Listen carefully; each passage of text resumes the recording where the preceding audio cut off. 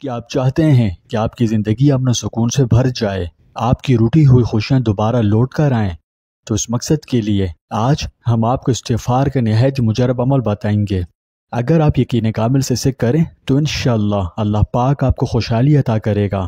اگر آپ چاہتے ہیں کہ خوشحالی آپ کو عطا ہو تو اس ویڈیو کو آخر تک ضرور دیکھیں، تاکہ عمل کے حوالے سے ہر بات آپ کو ٹھیک سے سمجھ میں آئے اور عمل میں کوئی غلطی نہ ہو۔ اور اگر آپ فیوچر میں ایسی اور بھی ویڈیوز دیکھنا چاہتے ہیں تو اس کے لیے ابھی ہمارے چینل کو سبسکرائب کر کے بیل آئیکن پر کلک کیجئے۔ پیارے دوستوں، ہمارے چینل پر دوبارہ خوش آمدید، جہاں ہم اسلام کی خوبصورت تعلیمات شیئر کرتے ہیں۔ استغفار امت مسلمہ کے لیے ایک عظیم تحفہ ہے۔ اس کے لیے ہم سب کو اللہ کا شکر گزار ہونا چاہیے کہ اس نے ہم پر یہ عظیم احسان کیا۔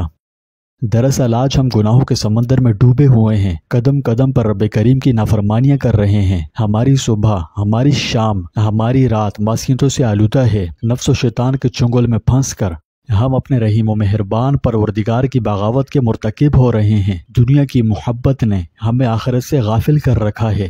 اس فانی، عارضی اور ختم ہو جانے والی زندگی کو ہم نے اپنا مقصد بنایا ہوا ہے۔ خوف خدا، فکر آخرت اور بارگاہ الہی میں حاضری کا احساس معدوم ہوتا جا رہا ہے۔ نتیجہ سامنے ہے۔ کثرت ذنوب نے ہم پر آفات و بلیات اور مصائب اعلام کے وہ پہاڑ توڑے کہ الامان والحفیظ۔ ایک حدیث مبارکہ میں جناب رسول اللہ صلی اللہ علیہ وسلم نے ارشاد فرمایا، جو کوئی استغفار کو لازم پکڑے، اللہ تعالیٰ اس کے لیے ہر تنگی میں آسانی، ہر غم سے دوری کا سامان پیدا فرمائیں گے اور اسے ایسی جگہ سے رزق نصیب فرمائیں گے جہاں سے اس کا گمان بھی نہ ہوگا۔ ایک دوسری حدیث مبارکہ میں ارشاد فرمایا کہ قیامت کے روز جو شخص اپنے نام اعمال میں استغفار کی کثرت پائے، اس کے لیے خوشخبری ہے۔ پیارے دوستوں، استغفار کا عمل اللہ تعالیٰ کو بے حد محبوب ہے۔ یہ ایسی نعمت ہے جس کے ذریعے انسان کچھ کا کچھ بن سکتا ہے۔ انسان توبہ سے پہلے گناہگار تھا، توبہ کر کے نیک بندوں میں شمار ہونے لگا۔ پہلے اللہ کے غضب کا مستحق تھا، اب اس کی رحمت میں آ گیا۔ پہلے غم و دکھوں اور پریشانیوں نے گھیر رکھا تھا، اب خوشحال ہو گیا۔ پہلے تنگ دست تھا، اب تنگ دستی دور ہو گئی۔ پہلے دوزخ میں جانے والا تھا، لیکن اب جنت کا دروازہ اس کے لیے کھل گیا۔ پہلے گناہوں سے لت پت تھا، لیکن اب گناہ اسے ایسے جھڑ گئے جیسے وہ گناہ کبھی کیے ہی نہ ہوں۔ یہ بڑی عظیم دولت ہے، اس پر اس کا جتنا بھی شکر ادا کیا جائے کم ہے۔ یہ گناہوں کو دور کرنے، دلوں کو گناہوں کی گندگی سے صاف کرنے اور رحمت الہی کے دروازے کھولنے کی کنجی ہے۔ جی ہاں، استغفار بہت بڑا، بہت مبارک عمل ہے، ہمیں اس کی قدر کرنی چاہیے۔ بلا شبہ اللہ کی نعمتوں میں سے ایک نعمت یہ بھی ہے کہ وہ اپنے بندوں پر بڑا مہربان ہے اور ان کو معاف کرنے والا ہے، اور اللہ سبحانہ و تعالیٰ بندوں کے کمزور حالات و اعمال کو خوب جانتے ہیں۔ اگرچہ وہ اعمال کتنے بھی مقدار میں پہنچ جائیں، اللہ سبحانہ و تعالیٰ نے جس وقت بندوں کو پیدا کیا وہ ان کی طبیعت و مزاج کو اچھی طرح جانتا تھا کہ وہ بہت زیادہ غلطیاں کریں گے اور اس کی عبادت میں حدود سے تجاوز کریں گے۔ پھر ان کے علم کی کمی کو بھی جانتا تھا، اس لیے اپنی رحمت سے بندوں پر رحم کرتے ہوئے استغفار کی نعمت عطا کی ان لوگوں کو جو اللہ کی عبادت اخلاص نیت سے کرتے ہیں، لیکن کبھی کبھی جان بوجھ کر یا اپنی نادانی کی وجہ سے گناہوں کا شکار ہو جاتے ہیں۔ پھر اس کے بعد اپنے رب کی مہربانی و بخشش کو یاد کرتے ہیں اور استغفار کرتے ہیں اور شرمندہ ہو کر اس سے معافی طلب کرتے ہیں، جو ان کے لیے رحمت کا دروازہ کھول دیتا ہے، اور یقیناً وہی بہت زیادہ رحم کرنے والا ہے۔ نبی کریم صلی اللہ علیہ وسلم نے ارشاد فرمایا کہ جب کوئی گناہ سرزد ہو جائے تو استغفار کی کثرت کیا کرو۔ مجھے قسم ہے اس خدا پاک کی کہ جس کے قبضے میں محمد کی جان ہے، استغفار گناہوں کو اس طرح جلا ڈالتا ہے جیسے آگ سوکھی ہوئی لکڑی کو۔ نبی کریم صلی اللہ علیہ وسلم نے یہ بھی فرمایا کہ ہر مرض کی کوئی نہ کوئی دوا ہے، اور گناہوں کی دوا استغفار ہے۔ یہ نبی مصطفیٰ صلی اللہ علیہ وسلم کی سنت ہے کہ آپ دن و رات میں 70 مرتبہ سے زیادہ اللہ تعالیٰ سے استغفار کرتے تھے۔ غور کرو، یہ محمد رسول اللہ صلی اللہ علیہ وسلم کی حالت تھی جبکہ آپ گناہوں سے بالکل پاک و صاف انسان تھے۔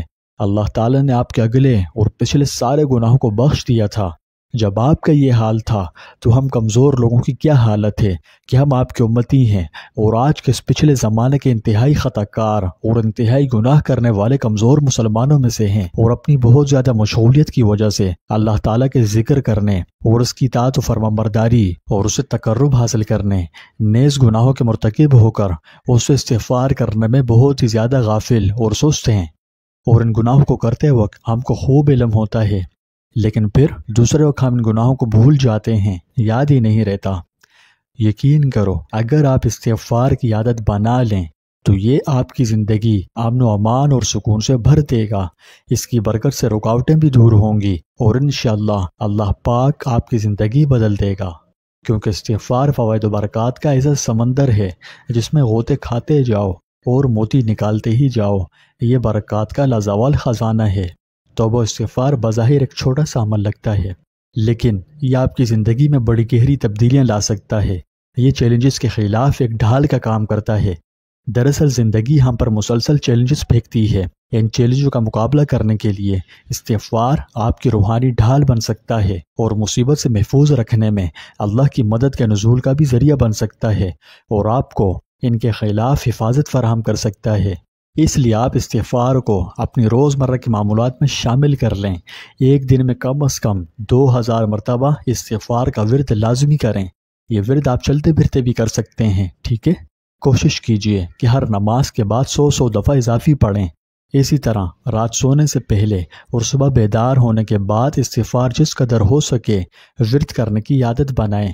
انشاءاللہ العزیز یہ عادت آپ کی زندگی میں ایسی تبدیلیاں لائیں گی کہ آپ گمان نہیں کر سکتے۔ حضرت لقمان نے اپنے بیٹے کو نصیحت کی تھی کہ بیٹا تم اپنی زبان کو اللہم اغفر لی کا خوگر بنا لو، کیونکہ اللہ جل شانہ کی کچھ ذاتیں ایسی بھی ہیں کہ ان میں وہ کسی بھی سائل کے سوال کو رد نہیں فرماتا، چاہے دل سے مانگتا ہو یا زبان سے۔ بس آپ استغفار کا بکثرت ورد کیجئے اور اپنی زندگی میں خوشیوں کے بیج بوئیے، اللہ کے حکم سے یہ بیج آپ کی زندگی میں سائیدار درخت بن جائیں گے۔ اللہ ہمیں عمل کی توفیق دے۔